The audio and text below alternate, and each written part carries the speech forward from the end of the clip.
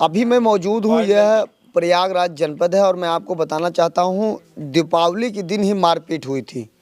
और जिस तरीके से यह मेरे बीच में जो मौजूद हैं यह मृतक के भाई हैं और उनके भतीजे की भी हत्या हो गई और दिया जलाने को लेकर विवाद हुआ था। अभी इनके यहाँ पुलिस भी मौजूद है, पीएससी भी मौजूद है। अब इनसे जानकारी प्राप्त करता हूँ कि अभी तक क्या कार्रवाई हुई, लेकिन अभी तक स्थानीय थाना क्षेत्र में जो गांव पड़ता है 5 लोगों को गिरफ्तारी की है। गुरुजी ये बताइए किस बात को लेकर विवाद हो गया और आपका थाना कौन सा है? बात यहाँ है भैया, मैं जनहित याची हूँ। मेरा नाम सुरेंद्र प्रसाद दुबे है और रिलायंस इंश्योरेंस में एडवाइज़र हूँ।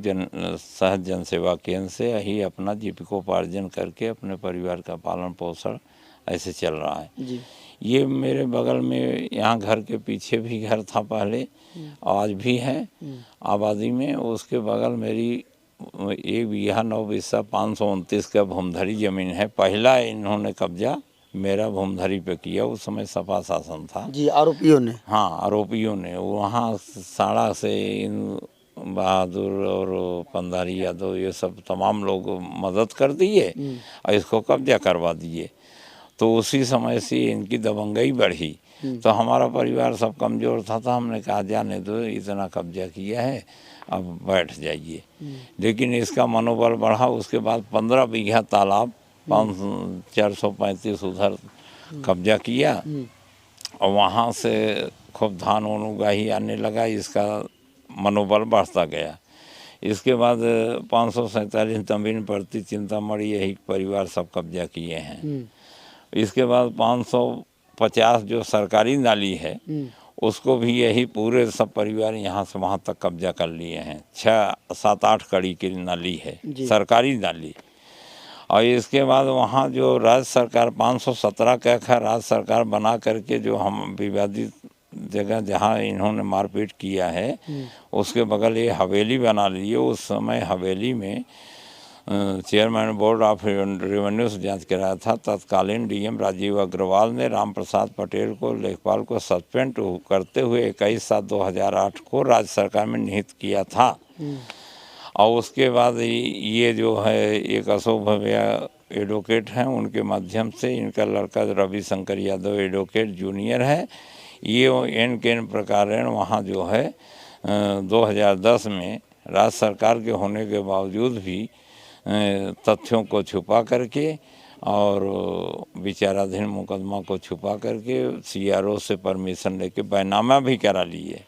पहले तो मुख्तार आम से थे। ये हरिजन की पट्टे की ज़मीन है। 157 AA4JA में सरासर उल्लंघन किया गया। एसडीएम से परमिशन नहीं ली गई, आज भी नहीं लिया गया है। तो उसके बाद 157 के परमिशन, जब ये डबल एक नहीं ना तो एक कैसे लेंगे। तो हमने उसमें डीएम से भी जांच करा, शासकीय अधिवक्ता से। डीएम ने विधिक राय ले करके बताया 157 AA4JA में यदि हरिजन के पट्टे की ज़मीन में यह परमिशन नहीं ली गई है तो वह ज़मीन स्वतः वाइड व समाप्त माना जाएगा और जीएस लैंड हो जाता है। ऐसा कानून है। सारे कानूनों से लड़ते हुए उसमें एक शाही जो अपर कमिश्नर थे उन्होंने भी गलती करके कैबिनेट को न सुन करके स्टे दिया था। तो चतुर्वेदी कमिश्नर के सामने प्रस्तुत किया तो शाही जी भी वहाँ कहे मेरे से गलती हो गई, आप एक एप्लीकेशन दीजिए, मैं अपना आदेश रिकॉल कर लूँ। लेकिन जब एप्लीकेशन दिए तो वहाँ एक माधवानंद यादव डीजीसी थे जो राम अभिलाष के जो मास्टर है ध्रुव शंकर यादव, उसी के ससुराल वाले हैं।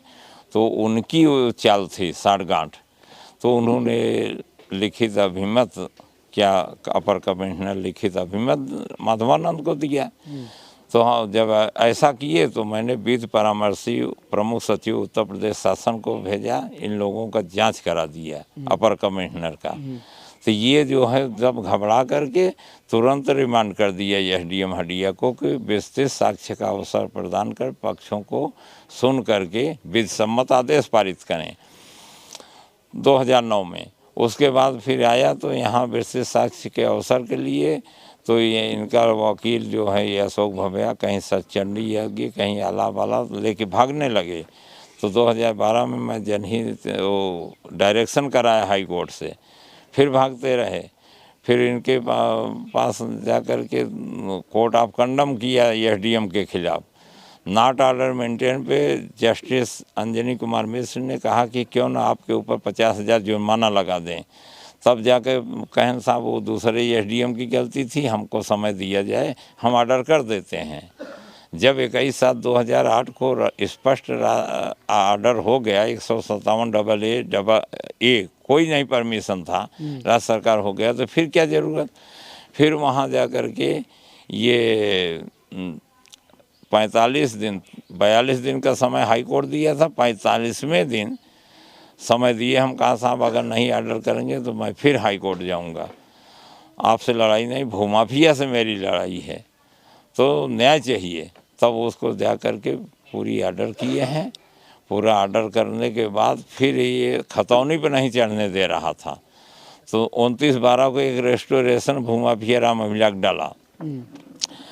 लेकिन फिर मैं हाई कोर्ट उनके खिलाफ गए, तो ऑल मैटर का इंस्ट्रक्शन जब हाई कोर्ट मंगाया तो माननीय श्रीमानी एसडीएम महोदय उसका रेस्टोरेशन खारिज करके 28/4/2017 को प्राप्त आदेश खतौनी आज पे चढ़ा करके विद परामर्शी उसमें जो भी अपना अनुबंध के साथ हाई कोर्ट में माननीय उच्च न्यायालय में जा कर के दिया कि भाई मैं ऑर्डर कर दिया हूँ, अगर मेरा दोष पाया जाए तो मेरे वेतन से प्रतिपूर्ति कर ली जाए।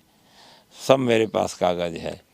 इसके बाद अब डिमोलिश की कार्रवाई सीधा वहाँ से ये हुआ कि अब क्या हुआ, तो हम वहाँ राम अभिलाख यादव अवैध काबीज़दार है, तो कहन उसको PIL दाखिल करिए, उसको गिरवाते हैं।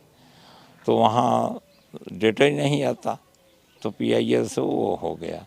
अब जब स्पष्ट राज्य सरकार है तो उस पर कार्रवाई होना चाहिए। तो जब यहाँ हम कार्रवाई के लिए करते हैं तो उसमें जो है लेखपाल कानून को कहीं देखा निर्माण नहीं है। अभी एक अर्जुन प्रसाद लिखे हैं कि राज्य सरकार है लेकिन कोई निर्माण नहीं है, जबकि पूरा भवन बना हुआ है। तो राजस्व विभाग ही इसको बचाने का, इसका मनोबल बढ़ाने का कार्य किया, जिसमें दीपावली के दिन 31/10/2024 को वो तो मारने का मेरा उद्देश्य था। रविशंकर यादव अपने पिता की लाइसेंस से बंदूक लेकर के वहाँ कह रहा था कि वो SP दुबे कहाँ गया, मारना तो उसको था।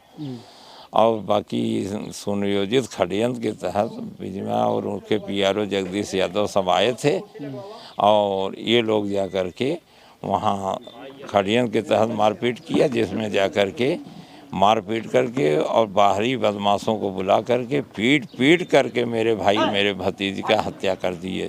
क्या चाहते हैं आप? मैं ये चाहता हूँ कि इन माफियाओं पर फांसी की सज़ा हो, 2 इनकाउंटर हो सके तो हो, जो फरार हैं 5 बंद हैं, 5 भगे हैं, और बुलडोजर चल के इनका मकान ध्वस्त कर दिया जाए। आप लोगों से निवेदन है कि जितना कठोर से कठोर कार्रवाई हो, इनके शस्त्र लाइसेंस निरस्त हो, हमारे 4-5 आदमी को लाइसेंस दिया जाए। कोई पुलिस है क्या उनके घर में? हाँ, एक पुलिस है, वो लौकेश सिंह, वो तो वही केसरिया से पवन कुमार मरा है, वो तो भगा है, वो भगा है। उसको बर्खास्त किया जाए, इनके मास्टर को, आर्मी को, सारे लोगों को बर्खास्त करके एकदम सस्पेंड किया जाए। चलिए, मृतक के भाई है, इन्होंने सारी बात बताया है। अभी पुलिस 5 लोगों को गिरफ्तार की है और लोगों को दबिश दे रही है।